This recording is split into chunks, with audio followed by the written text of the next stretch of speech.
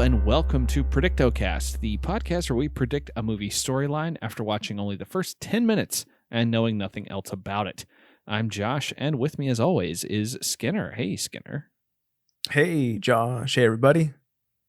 We are continuing on with Action August, and I was thinking with this movie this week and our film last time, we might as well rename this month Apocalyptic Action August. Because this week on the show, we're talking about the Final Sanction, and I think we're on the verge of nuclear war in this movie. On the verge, nuclear bombs have been dropped. That is true, and everybody seems okay about it. It is amazing. So, before this year, if you had told me that a worldwide disaster was going to happen, and everyone was kind of on their seat waiting to find out if they're going to die or not, that they would maybe cancel school that day. I would say that's crazy. They would keep the kids at home from school if they thought that a bomb was going to kill 100 million people at one time. Now maybe it's really hard to keep kids at home. They drive you crazy. Hard to keep the economy. Sure. Nuclear war might be coming and 100 million people may die, but we have to keep the markets running. And you can't do that unless the kids are at school. It was very funny that when we see the news broadcast, when the broadcaster is saying tens of thousands could be dead, and you're like, well, I mean, we don't really seem to care too much about that. Not that. They say tens of thousands, inflation hasn't happened for humans, and it's he's like tens of thousands may be dead. The people haven't been tallying. That's within our margin of error in a month. Yeah, it puts this into a weird perspective now that we're in the times that we are in.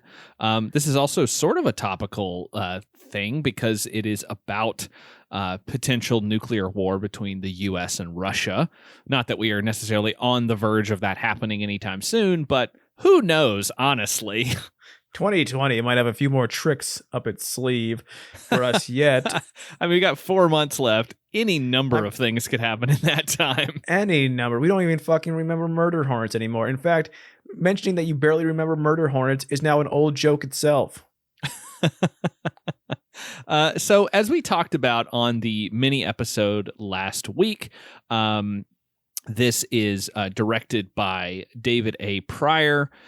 He's done a bunch of crazy action and horror movies that are usually a lot of fun. And I imagine that this one will be fun as well, just based on his track record. It does get a little bit of a slow start, but I have a feeling that it's going to start building, I think, over the next, hour and 10 minutes that we have left. Thankfully, this is a very short movie.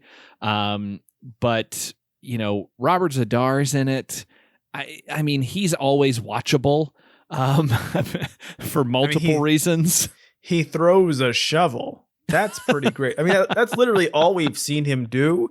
But if you're going to do one thing on screen in a 10-minute chunk, it should be throwing a small retractable shovel at a target. Yeah, it's like a travel shovel. It's like if I threw a Coleman grill at somebody. So it starts with these two dudes who are on nuclear bomb watch, missile watch. I want to stress, we just watched this first 10 minutes. That's how we do the first 10 minutes. I forgot this is how it started. I was running through my head of all things because I didn't take notes this time because I was too engrossed in the product. But I was starting to think okay, gotta talk about this. These guys never this low rent Tom Hanks and low rent Andy Richter never came into my head for 1 second. Because the rest of the movie the rest of the first 10 minutes are not a comedy, and this is a comedy. It is a comedy, which is very weird. So it starts with these two guys who are in an Air Force base or a not an Air Force base, but a nuclear missile facility. And they get warning that they are good to go for launching missiles. And the scene is played as a comedy. One, because it starts with a joke, which is that one of the guys says to the other, "Hey, did you hear about the general who gave his wife an empty box for her birthday?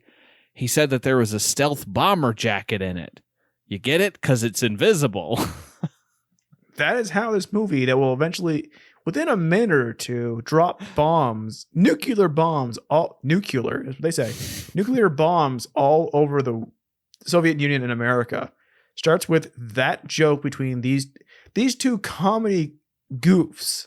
Yeah, and it's extra comedic because they're both dubbed, so it's not quite. It doesn't quite sync up with their mouth movements, and it's too loud, and it's very funny to see them. And plus, they're getting orders from a computer that is like red alert, red alert, red alert. I'm always amazed when a movie like this, for what I assume is budgetary reasons, because computers were so expensive back then. In high school, in elementary school, back for me, which would be years before this movie came out, and years before I was born. Yes, Josh, years before you were born. On my Commodore 64 and the affordable working person's computer, I had thousands of games for it. I had a program called Sammy Say It, and you could literally type in the keyboard and it would just say in a robot voice what you wanted to say. Oh man, did you make it say so many curse words? Mostly in class, we would get to say things that are mean about the teacher. But you should pull that out and see if it still works, and then type in the lyrics to WAP on there. I'm going to try to see if there is a emulated version of Sammy Say It when we are done. But it's a legitimate computerized voice. But these movies always have to have somebody doing a computer voice, which sounds stupid. Which in this case, I do enjoy that it's somebody talking like this. Red alert, countdown in 5. And it's like, oh, it's just because if you were a person in this reality, you would like, oh, that's not a computer voice. That's a dude's voice. Some dude who just decided to, when recording himself saying this is not a drill, decided to talk like a computer. Yeah. So they get orders to launch their nuclear missiles, as do several other military installations all over the country. I think the news report says something like 15 different installations launched their nuclear weapons. They pressed the stock footage button and it played for them. Yeah, we see some 1960s era stock footage of missile tests. We then get the very famous stock footage of the missile tests in the Nevada town where they blow up all the buildings and everything that you've seen in various apocalyptic film scenarios. I think I remember a lot of that footage from like the opening of Millennium, the TV show with Lance Henriksen. I think they have one of those clips in there. I think Millennium is coming close to being our most referenced TV show that didn't last that many seasons. I think it is. It lasted 3 seasons, so it and they were like 22 episodes apiece. So I don't think we should say that we're going to cover that at any point. We're not going to, but I promise you, we will continually mention Millennium on this show. Yeah, that's maybe my we'll promise do. To you. I will make this proclamation because there's one episode of Millennium that stands out to me. That maybe on Patreon we'll cover it on a Center of Weirdness, just as a fun off week or off month.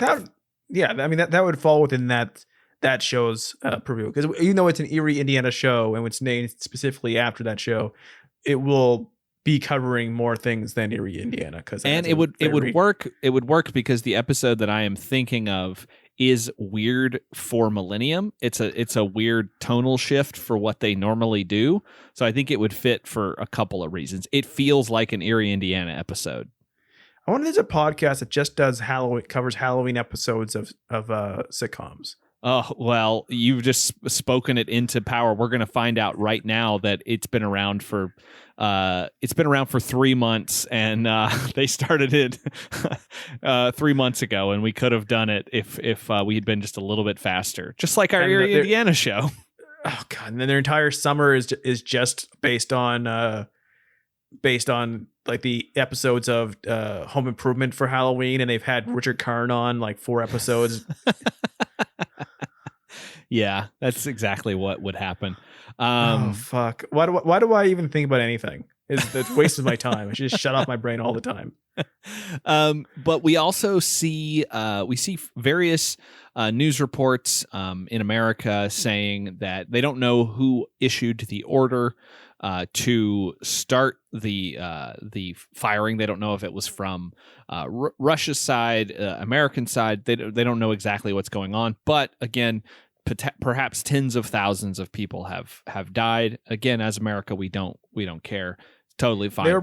They were probably close to death anyways. It's mostly just pre-existing older condition, soldiers. I'm sure. Pre-existing, just like who knows if they got maybe they were dying.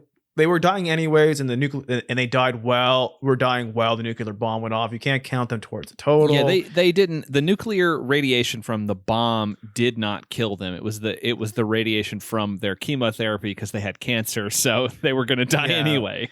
I mean, like, God, they had pneumonia, but who could tell if the pneumonia is what killed them? And what even gave them the pneumonia? But it's hard to say. It's hard to say. And you know what? They would all tell you if they could. They can't because they're dead. But they would rather be dead than watch this economy come to a standstill, which it does not in this movie, because you see those streets and everything is just people are watching TVs that are on inside stores in the street, which I have never seen in real life. I miss that from movie days. Like that was a thing that I don't think I ever saw in real life. Like even when you go to a place that is known for like, oh, big window displays and stuff, you'd have people who would stop and look and go, oh, cool. And then they'd keep walking. But like in movies and television, it's like people standing on the street, watching news reports, looking at set up store displays and just taking it all in for minutes at a time. Hey, would you even hear it through the window? No, of course and the loud street. And most TV displays are at the back of the store. Like, I want to see one of these movies where like everyone's watching the news report of the end of the world on a giant Best Buy wall of TVs, right? But even those, they're just showing clips of NFL games from 7 years ago. They're not. It's a tape. They're showing HD video reels. They're not going to risk like having a viewpoint by showing the news inside the store. That's taking a side, because whatever channel you pick is a position. So like they're not going to do that. And we also see from the other point of view, the Russian point of view, where this is my favorite scene in them for 10 minutes. It's just a dock full of grandparents. It's like they sat down and thought to themselves, "Oh shit, how do we just what is the language of the eye for instantly telling you this group of people, even if we didn't have our little text at the bottom, which we do, that these are Soviets. We're not watching the Americans anymore. This is the Soviets who are fending out. We've seen dozens of Americans watching TVs and talking and blah blah blah and stock footage. We need Soviets. We don't have Soviet stock footage. But how do we portray so everyone knows this visual language immediately? These are Russians. Well, they're old people. It's so weird that like, but at the same time, I know it's old people on this dock. There's like one young guy way in the back blurred out. It's like they're like, oh, it's just like what makes you think of Russians? I don't know. Borscht, babushka, grandpas, grandmas, old people. That's it. We'll just put a bunch of old. We'll hire get all our grandparents and put them have headscarves on, and those will be Russians. And it's like, wait, and they'll be on a dock. Why? Why would they be in a dock watching TV or listening in the like early in the 90s to a siren, a speaker on a pole? Like that's how they're getting their news still. Let's go down to the wharf and get the news. Let's go down to the wharf and listen to a speaker on a lamppost. That's how we get our news, because Russia is in fucking 1945. Like, what? No, they have radios and TV. But yeah, so we see that play out. We also see it from the perspective of school children who are still in school, despite the news proclaiming that up to 100 million Americans could die due to a nuclear battle. So at that point, about probably just under half of Americans are going to die at any time now, possibly. But God, exams are coming up. You don't want to risk it.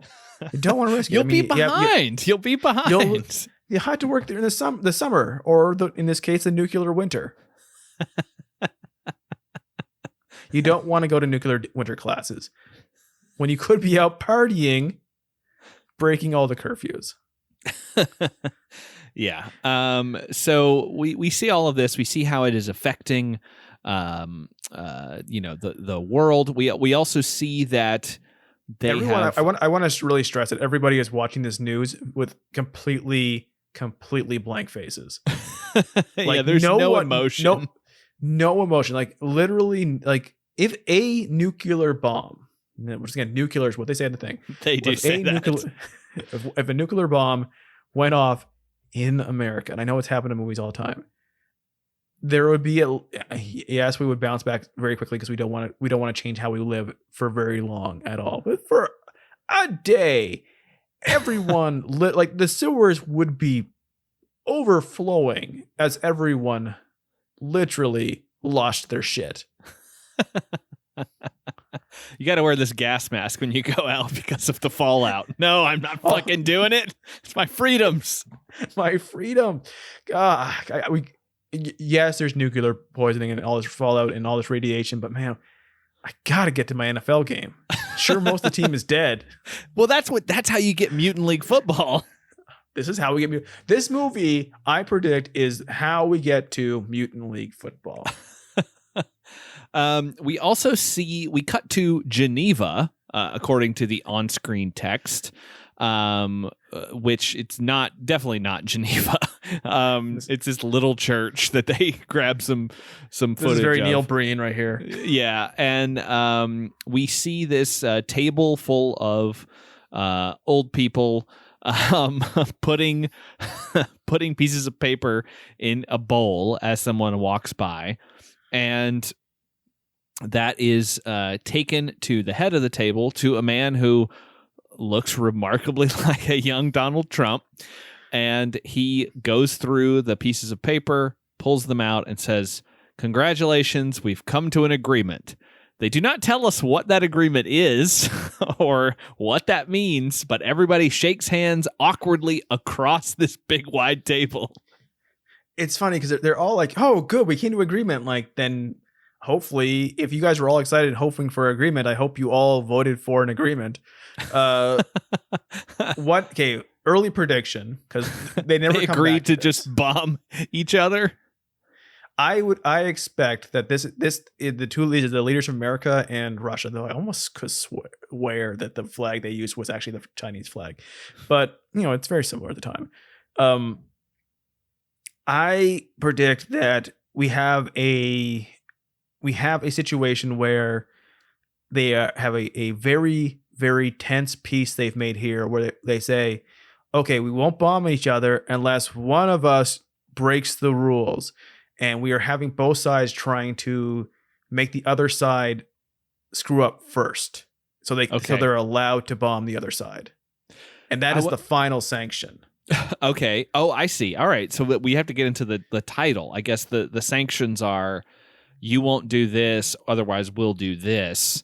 And somebody must break that. Maybe there is whatever entity, whether it's an organization or a person, issued the initial command for the military installations to launch their missiles, probably wants nuclear war for some reason. I'm sure we'll figure that out throughout the course of the film. Movies have taught me that in general, generals want nuclear war.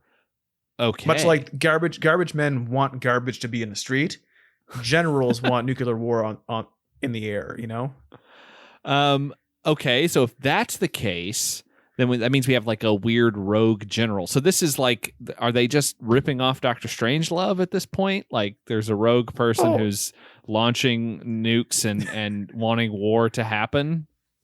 It's like it's David A. Pryor's Dr. Strangelove. Maybe. Maybe. I think it's like they're both like going to send, like the Russian side and the American side are going to send like this disposable soldier who we'll explain in a second.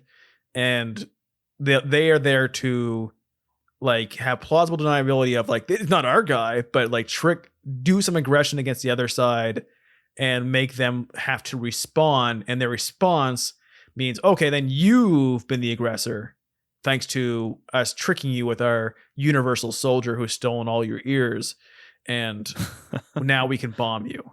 Oh, okay. I like that idea. Does that mean that Robert Zadar, who we see at the very end, is the Russian soldier? So he's the Russian soldier. Is he going to be doing a Russian accent the whole time? I think he won't speak, which is very what you do with a character with that larger face. No, he speaks well. He's fine. He's a good actor. I know, but there's always a lot of films for people who have interesting builds, and they don't trust the voice to be. They want the voice to be in your imagination. No, he's got to speak. Especially, I have to hear that smooth Zadar voice. Will he speak what appeared to be almost fake Russian from the start of the movie? Yeah, that's what I'm curious about. I think he's just going to speak English, but with a Russian accent. Which Russians do when they're by themselves in other countries. All right, we have to talk about we got to talk about our hero. Are we sure he's a hero, or is he anti-hero? I think it's a little bit of that. But Tom Botanic, the craziest name, Satanic with a B. This movie has biblical undertones. He's badder than Satan. Someone has to be. So we are introduced to him at the in a military prison, and Fort Leavenworth, and he's in the middle of a brawl with another prisoner, and they are surrounded by other guys who are cheering them on. There are guards posted nearby, and it's just a really terrible fight where his opponent doesn't seem to know how to throw a punch. He just swings his arms wildly, like literally puts his arm at full length, like just stretched out, pulls it behind him, and then swings it towards him, like a little kid would fight. This is like the fight between Bart and Lisa, where he's just windmilling his arms and she's kicking her legs, and they're like, if you get in my way and you get hurt, it's not my fault. Like this idea that we used to have, like some people would have, like the further I swing my arm, the more it's gonna hurt, as opposed to like, impact being mass times acceleration. It's really how fast you're hitting in your strength. But like this is one of the things I love fights before mixed martial arts, because even though we knew what boxing looked like, we had no idea what actual punches that hurt looked like. Zero idea. I had no, like, if you had two people who were tough and had to fight before, like, especially back when like they didn't really have an idea of like how performative martial arts looked versus effective martial arts. It's so wonderfully if someone clean hits you with their bare knuckles in the face without you blocking at all, you get hurt. You don't like our main character Botanic gets smoked in the side of the face like 3 times by a clean shot. Never, very Rocky 3 style, never puts his hands up to block anything, and just takes it, and he gets up and he doesn't have a fucking scratch on his beautiful face. No. It's like, that's not how you fight. You just don't see like who can take the most punches to the head and keep getting up. Like, no, you fucking block something. Well, he takes a couple of those wild haymakers that this guy has, and then proceeds to jump on his back and just fucking wail on this guy's head. I love it because he's on the back of him. He's doing these little rabbit punches, right? He's just like quickly hitting him in the back of the head. But the sound effect is exactly the same as the big wind-up punches. So like, and they're kind of timed off because he's punching faster than the sound effect would be because the sound effect goes whoop, but he's doing like a thump. So like he hits him and the sound effect goes off, and before it's done, he's hit him again. So it's all mistimed, which is beautiful. No, it's great. They have this big brawl, and he finally takes this guy down, or thinks he does anyway. And then his thing is, once he's completed this fight, it's not like, all right, I did it. He's actually pissed because someone bet against him. And it'd be nice if like they even had established that there was betting on this fight beforehand before he did this.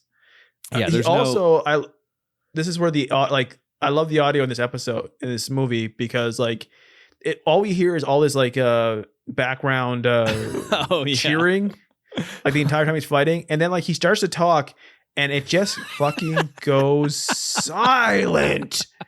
Like no ambient noise. His voice is too close to a mic, so it's clearly being dubbed over. It's like all of a sudden he's in an empty box and is outside this prison dirt yard. Yeah, the way that the crowd goes immediately silent is very funny and very abrupt. It's like, oh shit, he's talking. But everybody be quiet. Is this guy who's a foot shorter than all of us? He's just talking. We gotta be. And then and everyone's like, no, we didn't do it. And we should mention that there's two guys watching them. Oh yes. In the window, and one of them says, "Is that the one you want?" Yes. Blah blah blah blah. Private Botanic. And like, I don't make the decisions. I just follow orders. These guys are also great because they're also, the second guy's mic is incredibly loud. So we see him through a window from a distance, and he's like, he might as well be talking right into my ear. I know it's stupid to talk about how the audio sounds. No, it's fun but though. It adds to fun. The overall ambience of the movie itself, and like how, because it's from the beginning with those badly dubbed guys in the control room and all the way up to this, and you're getting all these like weird dubbing issues and like weird, sync issues, and it just adds an extra level of fun and silliness to the movie of like, they were doing their best, but they also just they're just trying to get it done because this is low budget, and they got to get what they can and get it out the door. I mean, they stretched it out enough as they could with showing exactly the same stock footage of a missile coming out of a silo at least 3 times. And the Botanic, who is chastising all the guys, like, I'm going to find out who it is eventually. You better just tell me. They're kind of laughing because his opponent has stood back up, is not defeated, and he turns around to get a straight punch right to the face, right to the camera. Rather, we're getting it from his POV. That patented fist coming right at the camera shot, and he is then put on he finds himself on a stretcher being taken into a hospital, and he's complaining and trying to get out and being asked to be let go. And they take him into a room and inject him with something, and put a face mask over him, and he blacks out. So now he blacks out as his freedom is just sucked from his body. So now I'm wondering, are we getting a super soldier of some kind? That's what I'm hoping, because there's 2 things this can be, and I'll probably be wrong on either. He could either be making him a super soldier with robotic implants, right? Oh, I hope that's what it is, because they have him in an operating room, so it seems likely that they're going to do something. It could be that they're implanting a tracker. That's the other thing. They could be implanting a tracker, or, because I said my prediction of someone who is, they want to send somebody who triggers aggression from the other side that they can use against the other side, but have plausible deniability. They are inserting a bomb in him. Yes. Oh, that's great. Maybe they tell him it's a tracker, but then he finds out later that it's a bomb. Because when you insert a bomb on somebody, you always have to say it's something that's bad, but then they find out halfway through the movie that it's worse. Or maybe they're doing reverse psychology. There's a bomb inside you, but it's actually not anything. Instead, it was just your own ability to overcome things all along. It's a placebo implant. It's a it's an not air a bomb. freshener. It's not a bomb. It just when you get angry, it just releases cocaine into your system. I prefer my air freshener thing, so when he gets angry, it releases a pleasant smell of roses out his asshole. We've inserted a potpourri cooker inside your chest. They have to be doing something. It is a surgery table. They have put him out. So he's either getting robotic implants, make him more powerful than ever. He's obviously not. They have established that he's not the best fighter. Yes. He just lost. So if you were going to make him a super soldier or have some sort of implants, you would have him in a future scene easily beat up that guy to show like, okay, now he's stronger. Oh, yes. I like that. They want him, I think, because he's a bit of a loose cannon and he's a bit of a wild card, and they need someone unpredictable to maybe do he's what they got to do. He's somebody who because he's handsome and he's a good looking guy and he's the lead of the movie, where maybe he's in military prison, which is what he appears to be, because he got framed for something. But that means they can hold something over him. Oh yeah. And they have blackmail. Maybe it involves a dead squad mate. Maybe it involves a dead squad mate who's not actually dead and shows up later and it was all a trick. Oh, maybe. Maybe it involves like they have his family kidnapped. Maybe they have maybe his family are strapped to a nuclear bomb. They put his newborn son, who he's never met, inside the nuclear warhead, the tip of the missile. And he has to open the warhead, and there's just a crib inside. Yes. And he goes, and then he picks up his son at the end, and the son has a dirty diaper, and he goes, "Whoa, talk about a nuclear payload." That if this movie ended like it started, that would absolutely happen. And we should quickly here, right at the end, we meet Robert Zadar. We've already kind of mentioned him. He shows up in a sewer. It looks like a sewer. It's just a dank, dark area with water running on the ground. And he trudges around through there for a second, and then a little target pops out like it's a shooting gallery, and he throws that aforementioned travel shovel right into the center. And that's where our 10 minutes ends. But I think they are definitely setting him up to potentially be maybe the Russian half of this. And they're going to, maybe it's these two like soldiers fighting each other for control of the nuclear armaments, I guess. Or like you said, one side is trying to set off the other side. You have to have something, because usually a movie with this kind of plot, you'd be trying to stop a nuclear war, which they kind of are, from happening or whatever, except for like about 30 nuclear bombs have already landed on the planet. Well, and we'll find out halfway through the movie that they're actually working together. They're colluding with each other. Oh, there's so much. There's luckily not too much can happen because the runtime isn't that long. Thank God. So hopefully it goes at a very quick pace. We have a lot of plot to really cover in the next hour and 10 minutes. That's all we have left. So that's pretty good. I mean, this movie has set up.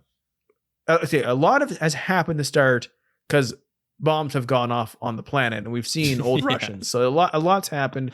We've introduced quite a few characters, but we haven't introduced enough characters, and we haven't introduced really what the plot of the movie is. That's a problem for this episode of the show. Yeah. However, I am very confident this movie will have a lot of plot, and it'll be a lot of twists, and it'll be very stupid. Well, I don't think there's anything else we can say that's better than that. So I think this is the perfect place to wrap up part 1 of our coverage of The Final Sanction as part of Apocalyptic Action August. And wait, if you want to, Brandon's a little stronger. Can you pull out any more things to really, we can hashtag for this thing? Awesomely Apocalyptic Action August. Shovel Saturday.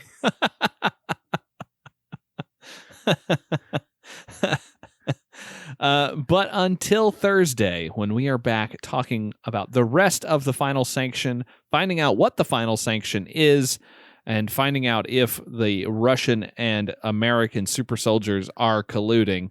I've been Josh. I've been Skinner. And we predict you'll join us.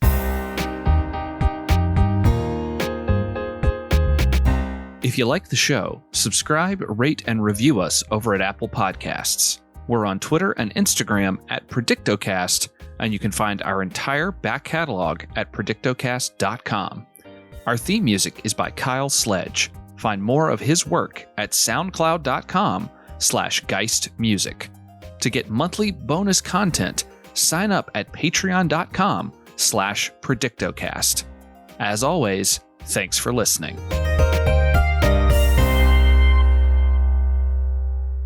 I wonder if the Russian operative has knowledge of like the American operative like pissing on someone, like a tape that exists, or that'd be really good blackmail to hold over almost anybody.